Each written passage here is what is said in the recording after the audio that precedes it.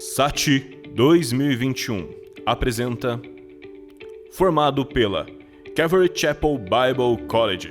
Diego Bittencourt é fundador da igreja Calvary Campo, de Campo Mourão, e presidente da ONG Caminho Melhor. Agora, com vocês, Diego Bittencourt. Olá, pessoal da Igreja Missionária, nessa semana de atualização teológica.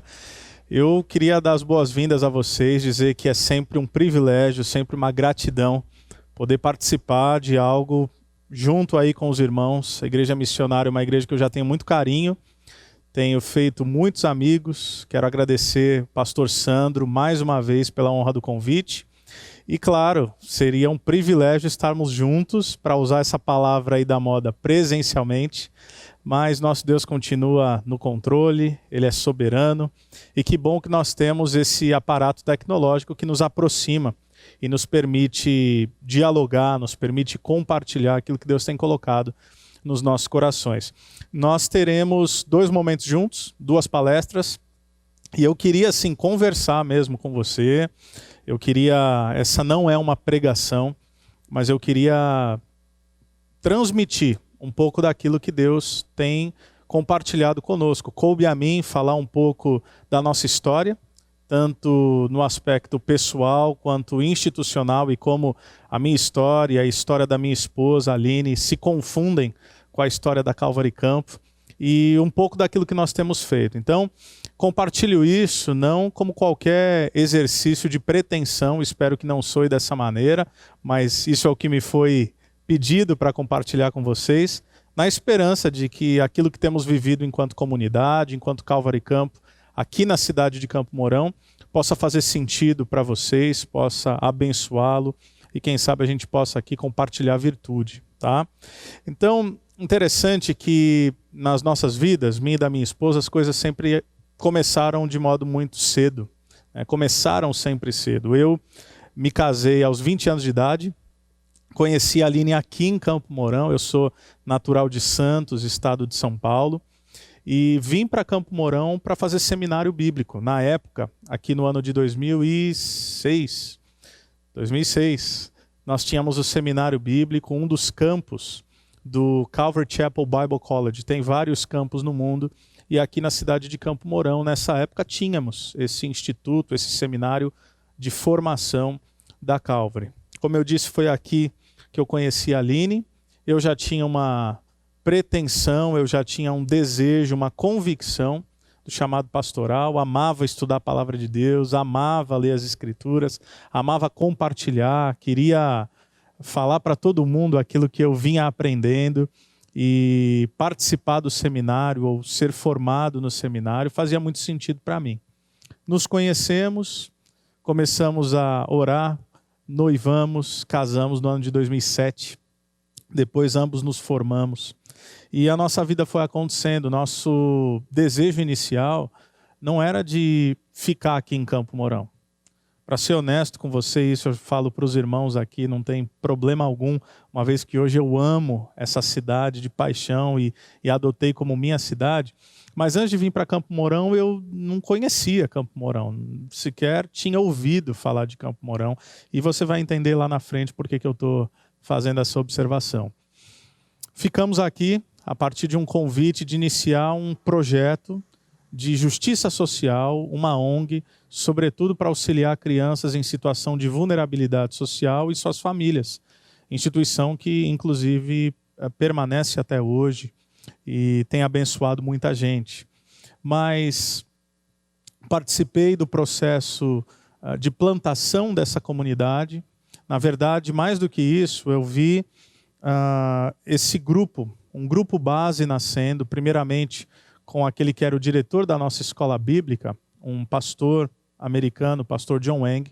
Ele começou um grupo de estudos, dele passou então um pouco mais de um ano, passou para um outro brasileiro, desse brasileiro passou para um outro e depois caiu no meu colo de certa forma. Esse grupo, que ainda não era uma igreja organizada, era um grupo base de mais ou menos ali suas 25 pessoas. E interessante que geralmente nós pensamos num grupo base para plantar uma igreja E nós queremos chamar pessoas que estão empolgadas, pessoas que estão encorajadas, que têm o coração de plantar uma comunidade. E, de fato, não foi o que nós encontramos aqui. Exatamente por eu ser o quarto pastor ou a quarta pessoa em 4 anos de projeto, em 4 anos de grupo base, eu me lembro vividamente que eu assumi a igreja na Páscoa de 2010, então 11 anos atrás, assumi esse grupo, né, em 2010. Na semana seguinte, uma irmã muito querida que está conosco até hoje, na época era a anciã assim, desse nosso grupo, ela virou para mim e falou: ok, você fica até quando? Você fica quanto tempo? Ou seja, imagina isso como comitê de boas-vindas de um jovem aí de 22 anos, que recém-formado no seminário, não sabia nada de nada, mas entendia o desafio da parte de Deus de assumir esse grupo, de comunicar e de participar daquilo que um dia, efetivamente, se tornaria o que hoje nós chamamos da Igreja Calvary Campo. É interessante porque as coisas foram acontecendo. No começo, imagine você, um grupo desse tamanho, por mais que tinham irmãos ali comprometidos, era um grupo que não se sustentava enquanto um projeto de plantação de igreja. Nós não tínhamos, aliás, igreja-mãe, nós não tínhamos projeto escrito, nós não tínhamos parceiros nacionais ou internacionais, nós não tínhamos nenhum centavo de auxílio. Literalmente, e lembro também como se fosse hoje, aquilo que Deus havia colocado no nosso coração é simplesmente amá-lo, amar as pessoas e equipar as pessoas com a palavra. Eu realmente creio que Deus honra a sua palavra, honra as Sagradas Escrituras e muito do que a gente tem vivido tem a ver com isso, com uma fidelidade na exposição das Escrituras, equipando o povo de Deus para que eles amadureçam e vivenciem a missão de Jesus Cristo. Mas fora isso, a gente não sabia de nada. Eu faço parte de um movimento que tem plantação de igreja no DNA, como eu sei que o movimento de vocês também tem. Um movimento que começa nos Estados Unidos com um grupo ali de 20, 30 pessoas, no estado da Califórnia. Cresce até se tornar uma igreja de 40 mil pessoas. E a partir dessa igreja, um movimento de cerca de 2.000 igrejas são plantadas em todo o mundo. Sendo que a Calvary Campo, de certa forma, é uma igreja diretamente ligada, é uma igreja filha da Calvary Costa Mesa, que é essa primeira Calvary. Mas é interessante porque, como eu disse, nós não sabíamos muita coisa, não sabíamos quase nada. E olhar para a história nos enche de gratidão, porque se essa igreja ainda existe, é pura graça de Deus. Por isso que eu sempre falo que plantação de igreja é milagre. Mas como eu dizia, esse grupo era um grupo pequeno. Então, o que eu fui fazer? Eu fui trabalhar. Eu fui dar aula de inglês. Cheguei numa escola de idiomas. Falei, vem cá, vocês estão precisando de professor de inglês? E aí a moça olhou para mim e falou, por acaso nós estamos. Qual é a sua formação? Falei, olha, eu não tenho formação nenhuma, eu sou autodidata, mas se você conseguir uma entrevista, eu acho que eu posso compartilhar e eu posso falar para vocês aquilo que eu consigo fazer e eu acho que eu estou apto a dar aula. Enfim, passei na entrevista, comecei a dar aula, dava aula de manhã, à tarde e à noite e pregava aos domingos e cuidava das pessoas. Eram poucas pessoas, então não era tão difícil, não tinha tanta demanda de cuidado pastoral e assim nós fomos caminhando. Até que eu me lembro de um momento, cerca de mais ou menos 8 anos atrás, quase 9 anos atrás, nós tivemos uma percepção, porque nos encontrávamos em local alugado, em zona rural, e aí nós entendemos que nós precisávamos de um local na cidade. Não um local nosso, não um local próprio, mas um local de encontros, né? Um ambiente para chamar de nosso, para chamar de igreja. E aí eu reuni assim, todos os homens da igreja, que na época devia ser uns 10, 12, e eu falei assim, pessoal, nós precisamos de um local.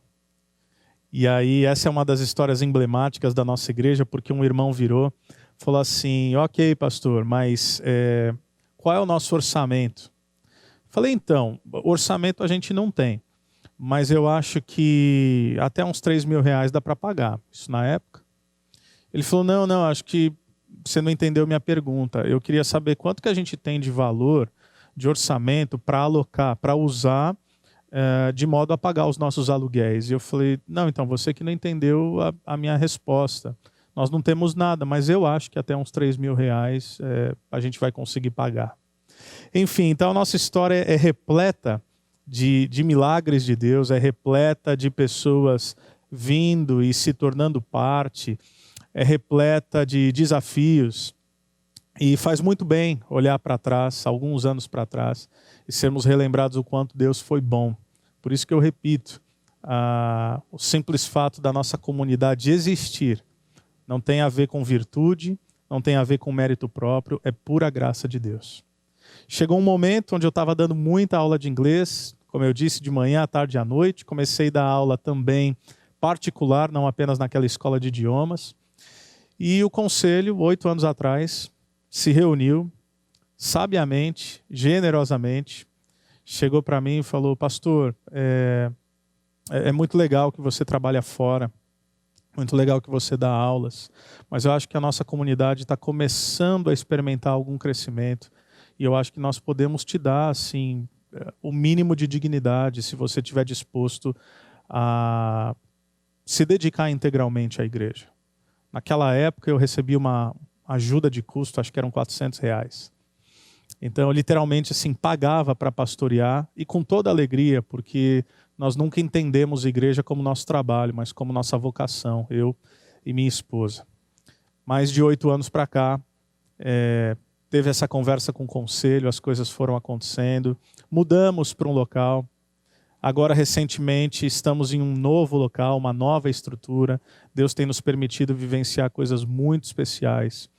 E, inclusive, num processo agora de plantação de novas igrejas. Por que eu quis fazer essa introdução e te contar um pouco da história?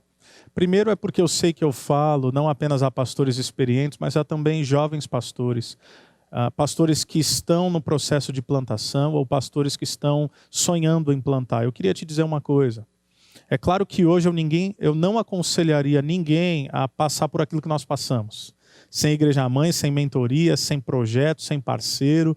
É uma loucura. Mas, ao mesmo tempo, eu queria dizer que plantar igreja não é ter o ambiente ideal para então dar passos em obediência a Deus.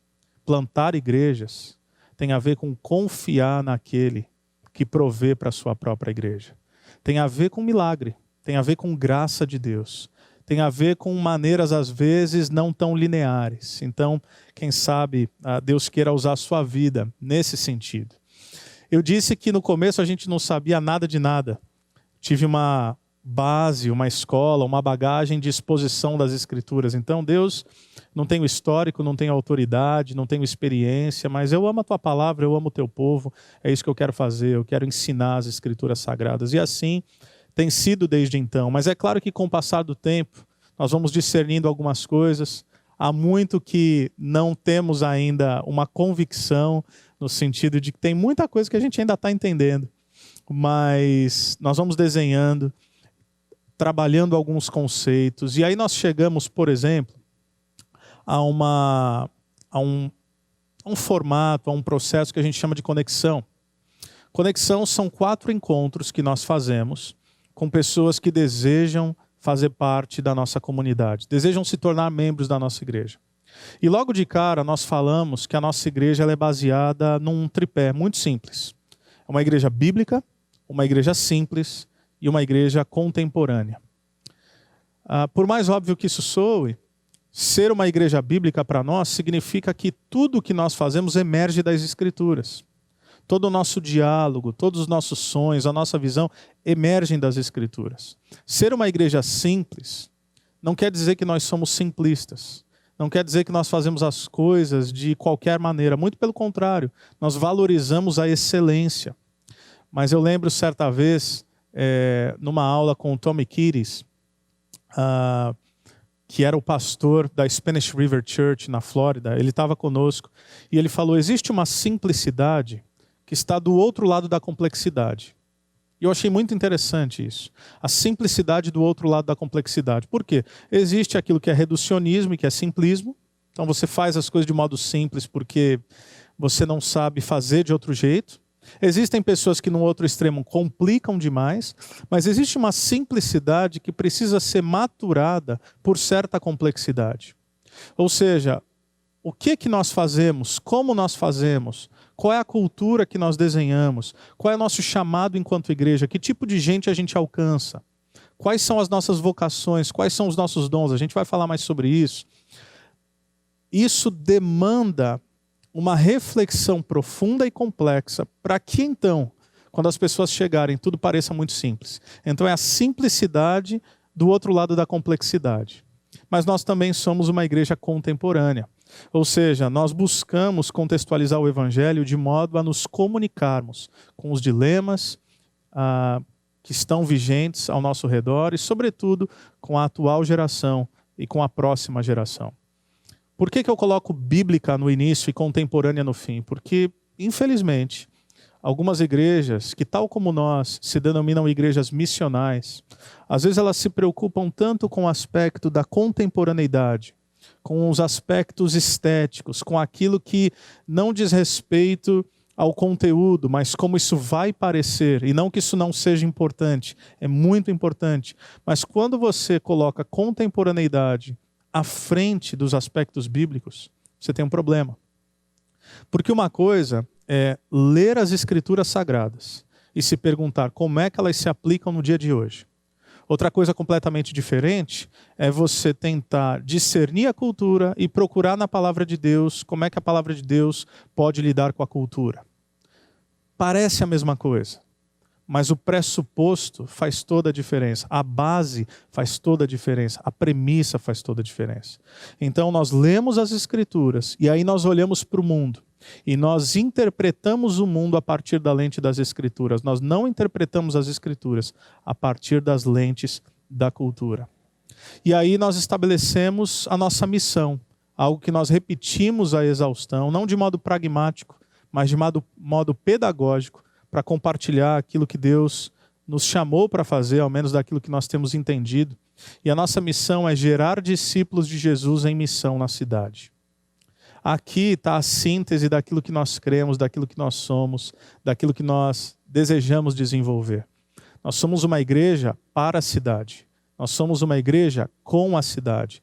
Nós somos uma igreja que não visa lidar com espectadores. Ou não tão somente, embora já seja muito bom, com convertidos, mas com discípulos de Jesus. E discípulos de Jesus que vivenciam a missão, que vivenciam o evangelho para além dos domingos, de segunda a sábado, em todos os lugares, através das suas esferas de influência. Então, eu queria compartilhar brevemente com você um texto, nessa nossa primeira reflexão, essa primeira conversa, que é um dos vários textos que eu poderia compartilhar, que serve como base da nossa reflexão, faz parte do ethos, do DNA da nossa comunidade, que é o texto de Jeremias 29, versículos 4 a 7. Um texto conhecido por todos nós. Ele diz o seguinte: assim diz o Senhor dos Exércitos, o Deus de Israel, a todos os exilados que deportei de Jerusalém para a Babilônia: construam casas e habitem nelas, plantem jardins e comam de seus frutos, casem-se e tenham filhos e filhas, escolham mulheres para casar-se com seus filhos e deem as suas filhas deem suas filhas em casamento, para que também tenham filhos e filhas. Multipliquem-se e não diminuam, busquem a prosperidade da cidade para a qual eu os deportei e orem ao Senhor em favor dela, porque a prosperidade de vocês depende da prosperidade dela. De modo muito breve, porque eu teria muito para falar para vocês, mas quais são as implicações urbanas do evangelho? Você que é pastor, você que é líder, como é que o evangelho se aplica no todo da vida? Como é que o evangelho deixa de ser meramente uma agenda religiosa? O que significa uma igreja, cristãos, discípulos saturados do evangelho? Interessante observar o contexto, que o Império Babilônico era a força dominante naquela parte do mundo. Nabucodonosor já havia invadido Judá por 2 vezes, em 605, depois em 598 a.C. E aqui nós sabemos que a Babilônia usa uma estratégia muito interessante. Ela não chega e destrói tudo. Mas o texto vai nos dizer, em versículos anteriores, que ao invés de simplesmente acabar com tudo, eles levam aquilo que a gente pode chamar dos príncipes da nação. Os líderes, os sacerdotes, os profetas, os oficiais, os artesãos, os artífices. Por quê? Muito simples. Porque essa é a melhor maneira, a maneira mais eficaz de você desconstruir a cultura de um povo para então facilmente subjugá-lo. Você tira a massa pensante, você tira os líderes, você tira aqueles que influenciam, aqueles que geram reflexão. Você faz com que eles percam as suas crenças dominantes, a sua identidade, seus valores fundamentais, até que tudo se torne terra arrasada. Os judeus sabiam disso, é por isso que mesmo no cativeiro, eles não fazem parte efetivamente do que acontece na cidade. Eles não se tornam babilônios, eles não se casam com as mulheres de lá, eles não constroem casas. E é interessante que é exatamente isso que Deus está falando. Quando eu penso naquilo que eles estão vivenciando, Deus diz, não, peraí, vocês não entenderam. Eu quero que vocês façam parte dos estratos sociais dessa cidade. Quase que como uma reflexão paralela, o nosso país, nós brasileiros, aliás, essa é uma expressão interessante, brasileiro, nós somos os únicos, talvez, ou um dos únicos países, uma das únicas nações que se identifica não a partir de uma identidade, mas a partir de uma função. Brasileiro. Esse sufixo eiro demanda ou mostra uma ação. Tal como pedreiro, como marceneiro. Quem é o brasileiro? Há uma grande discussão da etimologia, da origem da palavra, mas alguns vão dizer que tem a ver com aquele que extrai o pau-brasil. Então não é de se surpreender, ou de nos surpreendermos, que no nosso país ainda assim a gente carrega, como várias vezes utilizamos, um complexo de vira-lata, um senso de diminuição diante de alguns outros povos e de outras potências. Por exemplo, nos anos de 2018 e 2019, nós tivemos o recorde de evasão intelectual do nosso país. 2020, eu lia esses dias sobre isso, sobretudo no que diz respeito à medicina. 2020, nós tivemos mais migração intelectual do que em toda a década, ou o maior número de toda a década. Isso aqui foi veiculado no Portal Terra, agora dia 26 de maio de 2021, é dito que em números absolutos, 1.899 profissionais excepcionais deixaram o país de forma definitiva no ano passado, o maior índice em pelo menos uma década. Por quê?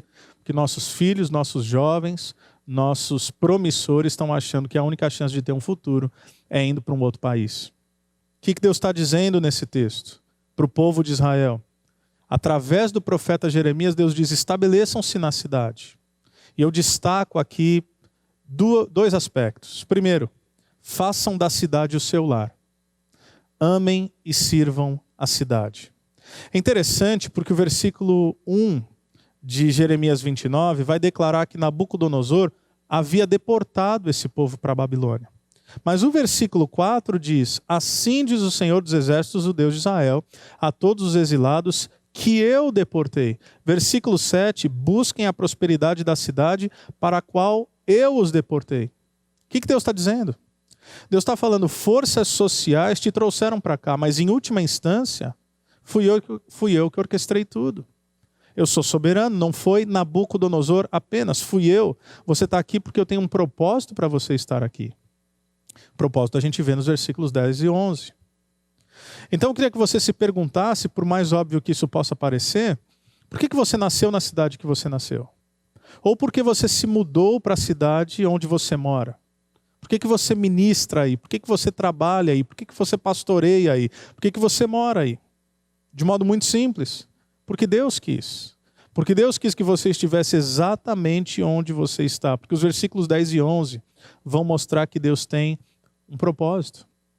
Eu quero você exatamente onde você está. Eu farei coisas na sua vida. Eu vou te moldar, eu vou te refinar, eu vou te amadurecer. Para quê? Para que através da sua vida a cidade possa ser abençoada. O povo de Deus não estava ali porque havia sido esquecido por Deus. O povo de Deus estava ali porque Deus tinha um propósito para eles e para aquela cidade. Deus está dizendo, pare de viver como forasteiros. Meu Deus, quantos pastores e missionários eu já conheci que parece, para usar a expressão de um outro amigo, que nunca desfizeram as malas. Gente que parece que sempre está de passagem. Não, eu não sei até quando eu vou ficar. Não, eu estou aqui esse ano, mas a gente não sabe o ano que vem. Não sei para onde Deus vai nos levar. Eu não estou dizendo que você tem que ter toda a sua vida orquestrada, mas esteja plenamente no lugar onde Deus te colocou. Ame essa cidade. Faça da cidade, Deus está dizendo para eles e para nós, o seu lar, e seja um sinal de Deus na cidade. Porque como seria a nossa cidade ou as nossas cidades se ao invés de pessoas simplesmente se aproveitarem dela, se entregassem por ela? Como seria se abandonássemos uma cultura de consumo e assumíssemos uma postura abençoadora? E se nós soubéssemos de tudo que Deus já nos deu? Porque as pessoas nas cidades, elas podem buscar realização, autossuficiência, mas o reino de Deus diz respeito à autonegação, a autossacrifício. Então o que significa mais servir a cidade? Versículo 7, busquem a prosperidade da cidade para a qual eu os deportei e orem ao Senhor em favor dela. Essa orientação é escandalosa. Porque a orientação comum é orem por Jerusalém. Orem pela paz de Jerusalém.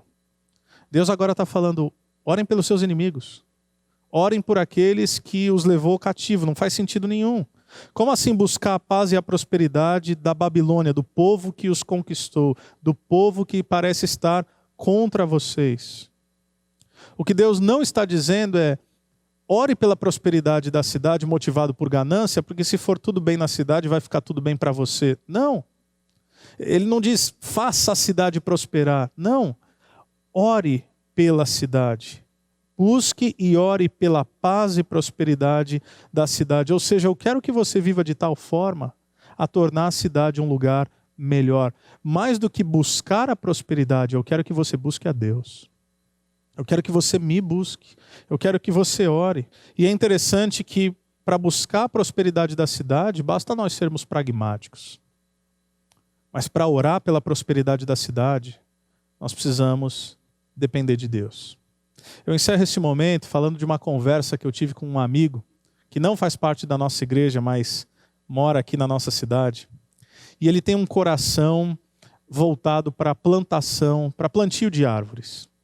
E ele começou assim, plantando árvore por árvore. Hoje já passa de 1000. Apenas ele, plantando. Avenidas inteiras da cidade foram feitas plantações, avenidas inteiras foram replantadas a partir desse amigo. Então, o que o coração dele se apaixona em relação à cidade? Os dilemas socioambientais. Para alguns é meio ambiente, para outros é educação, para outros é empreendedorismo. O que isso diz respeito a nós enquanto igreja? E agora eu não falo apenas aos pastores, aos líderes, mas às pessoas que assistirão. Nós precisamos orar pela cidade, amar a cidade e encarnar esse amor pela cidade. Não existe envolvimento real à distância. Foi o que Jesus nos mostrou, para nos amar e para demonstrar que nos amava. Ele se tornou carne, o verbo se tornou carne. Então, em que área você precisa entregar a sua vida para que outros possam viver? Qual é a área da cidade que te incomoda? Essa e outras reflexões vêm fundamentando, e eu coloco aqui como pano de fundo para essa nossa próxima palestra, vem fundamentando aquilo que hoje nós chamamos de uma visão, uma cosmovisão, uma eclesiologia da Calvary Campo, um jeito de ser, uma cultura que diz respeito a uma igreja missional, a uma igreja em missão, a uma igreja para a cidade e a uma igreja com a cidade. A gente vai conversar mais sobre isso nesse próximo momento. Deus te abençoe.